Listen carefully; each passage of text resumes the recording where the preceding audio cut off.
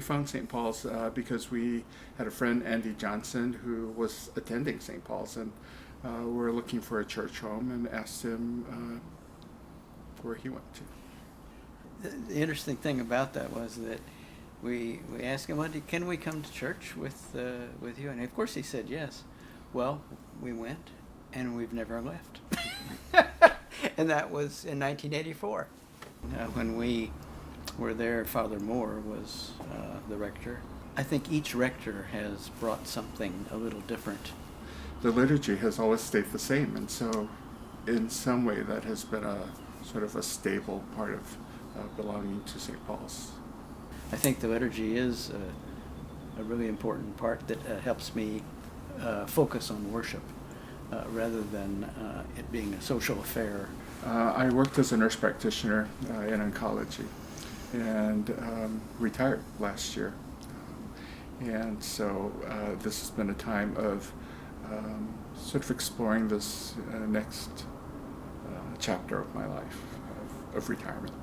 So I'm a physician. I did retire 4 years ago.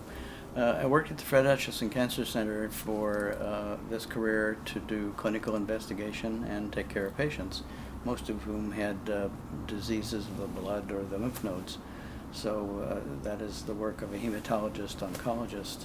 So I was a member of a group that worked in that area, and our leader was Don Thomas, who ended up getting the Nobel Prize for this activity. Of course, we helped. I think St. Paul's is a spiritual haven. I've noticed that recently St. Paul's has been thoughtfully exploring ways to reach out to the community around the parish, looking at providing shelter in spaces that we have and exploring that.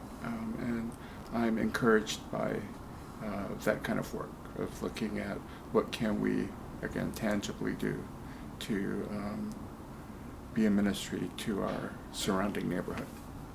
I think the biggest thing I notice, if I think of now compared to, say, 10 years ago, is the children that are showing up and the families that are showing up with children. Whereas when we first joined, there were very few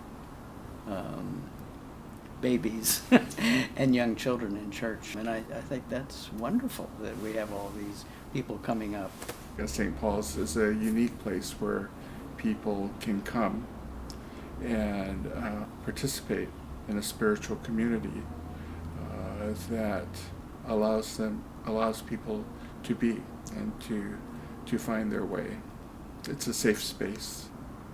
I think of stewardship as a tangible expression of one's faith and a giving of a tangible offering.